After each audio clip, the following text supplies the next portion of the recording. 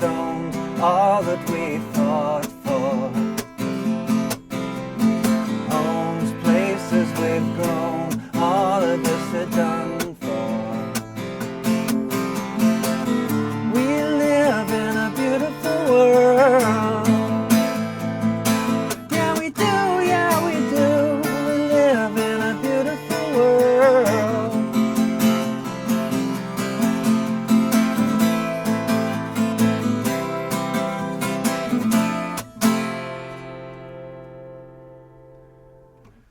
Hi, how you doing? Justin here. Today we are checking out Don't Panic by Coldplay. Really cool, fun song, this one, because we can mix our electric guitar part, the acoustic guitar part into one, so you can kind of play all the little lead lines while you're still holding the rhythm together, which I think sounds pretty cool.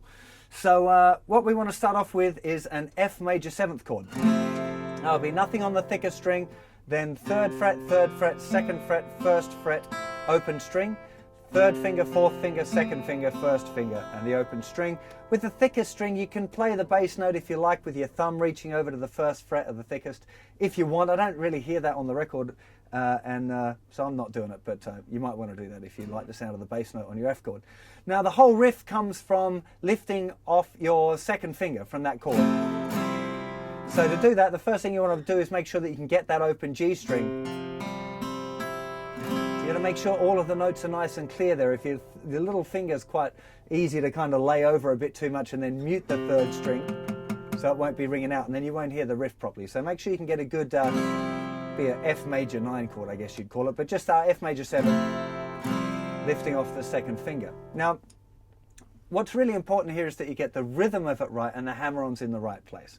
So if I just do it really slow now, noting as well that the very end of the riff, the 3 and 4 and part, right at the end of the 2nd bar, is a little bit different through various points of the parts of the track, right? So when we get to that bit, sometimes I might do it one way, slightly different to what's in the book, and when you listen to it, you might hear a bit that's slightly different, because it is changing through the track, and that's, you know, completely fine for it to be like that. So don't be too hung up on getting it exactly as it is, either in the book or the way I show or on the record, because it's different all the time, you know. So the pattern, as written in the book, is this. 1, 2, and 3, and 4, and 2, and 3, and 4.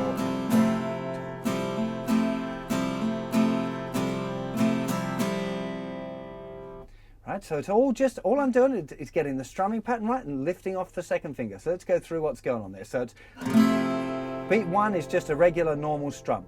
The and after 2, now of course it's 8th note strumming, ands will take an up strum, right? So 1, 2, and.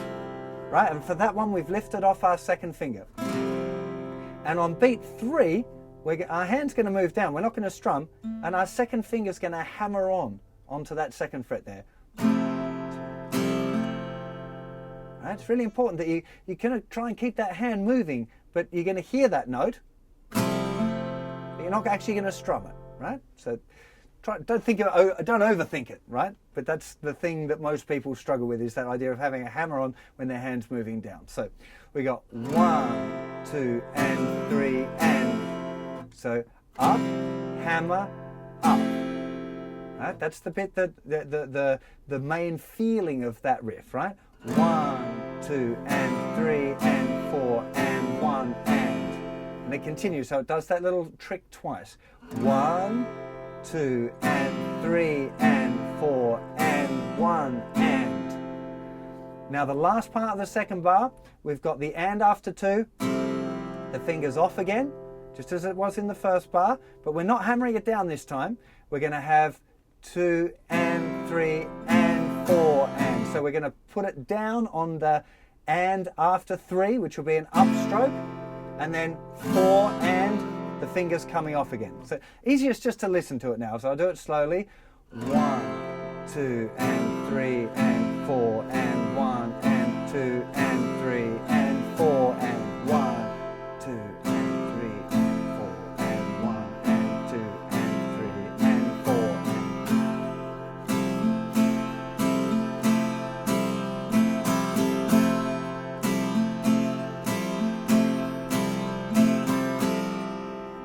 Now what's really cool about this riff as well, that's the way it is on the record. For the first guitar part, there's not really much muting and stuff going on. But in the acoustic guitar part, when it comes in after a few bars, and it's getting mixed up with the drum, so I'm not 100% sure the acoustic guitar is putting in the little accent, but it sounds great anyway. And snare drum, for drummers, is normally played on beats 2 and 4. It's called the backbeat. And it just so happens that the 2 and the 4s are where our little spaces are in that riff. So if you're up for it and you understand the technique, you can put in a little muted click there on beats 2 and 4 and have 1, 2 and 3 and 4 and 1 and 2 and 3 and 4 and 1, 2 and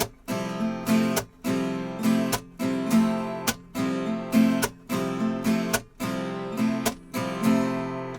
Or not do it in the last part of the second bar, which I personally like the sound of, having the beat.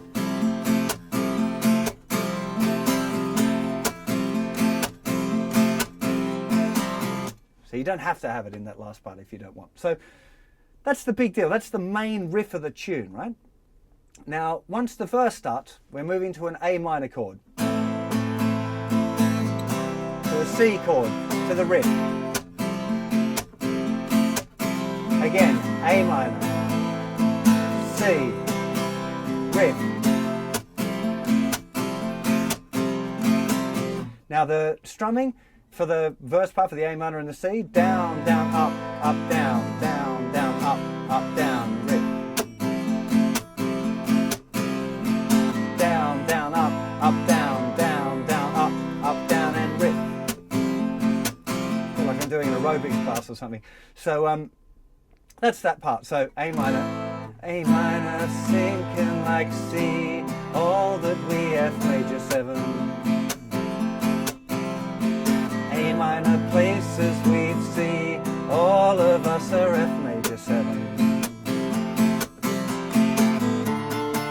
Now, we're into the chorus part. Now, that's a D minor chord. Now, you could just play a regular D minor if you kind of don't want to make it too complicated on yourself. You could play D minor. We all live in a beautiful world. A minor to G, yeah we do, yeah we D minor.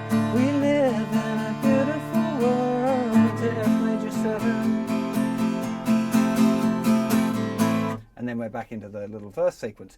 But we can also add in the electric guitar part here, which I think sounds really awesome. So we do that by playing our D minor further up the neck. So we're not going to play the thickest 2 strings. If you can, you might want to get the thumb over there to mute those up a little bit if you're not feeling so accurate with your picking hand. We want the open 4th string, 7th fret, 6th fret, 5th fret, fingers 3, 2, 1. We do a whole bar of that, and now we switch to all downstrokes. 1 and 2 and 3 and 4 and. Then we're going to put our little finger down in the 7th fret of the thinner string. For 1 and 2 and then move that little finger up 1 more fret to the 8th fret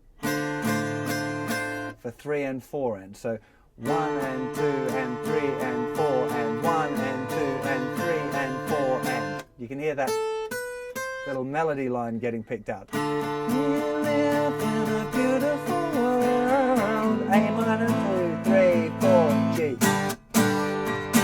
Now this is G or G6. If you want to play it as a G6, you want to be playing 3rd fret, nothing, open, open, 3rd, open. That open E is what gives us our 6th chord.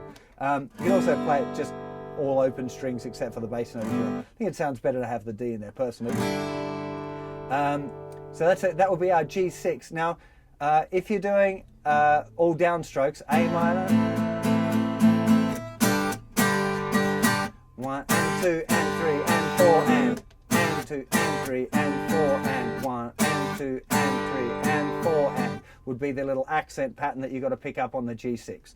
So a bit slower that part. 2, 3, 4, 6, minor 7, A minor, 2, 3, 4, and 2 and 3 and 4 and D minor. D minor 6, D minor 7, F major 7.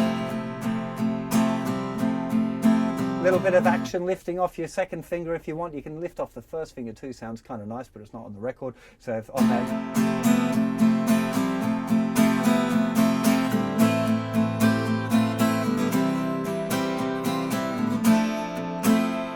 Now here's the next part. So hopefully the chorus is okay. You can also play that little kind of melody line that happens in between some of the verses. There's sounds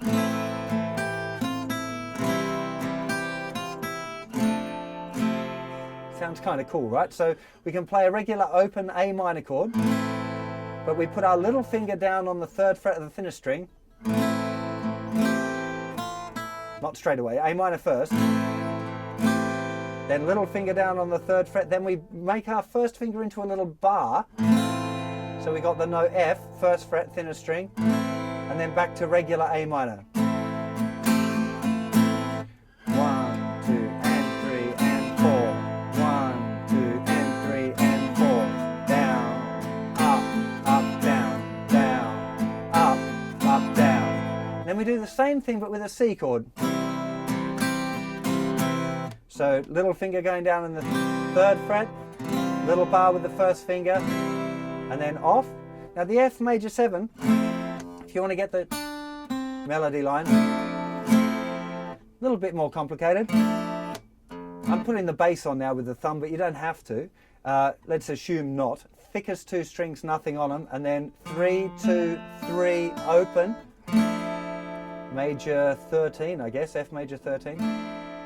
And then to our regular F major 7.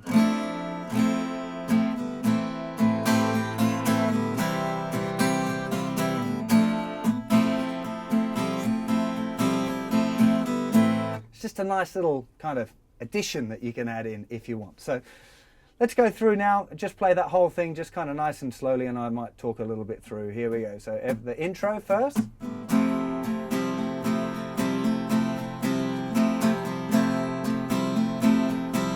Into the verse. A minor, second, next tones, all that we're with now.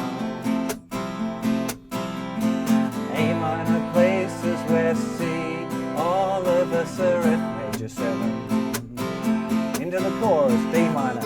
We live in a beautiful world. A minor, G with the accents. Yeah, we do, yeah, we D minor. We live in a minor 6, minor 7 to F major 7.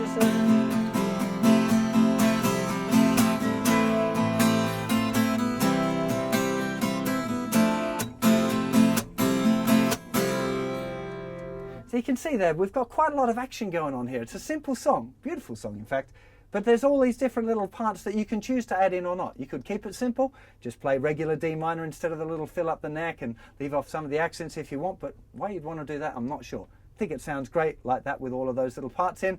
Hope you enjoy it as well, and I'll see you for another lesson very soon. Take care of yourselves, bye-bye.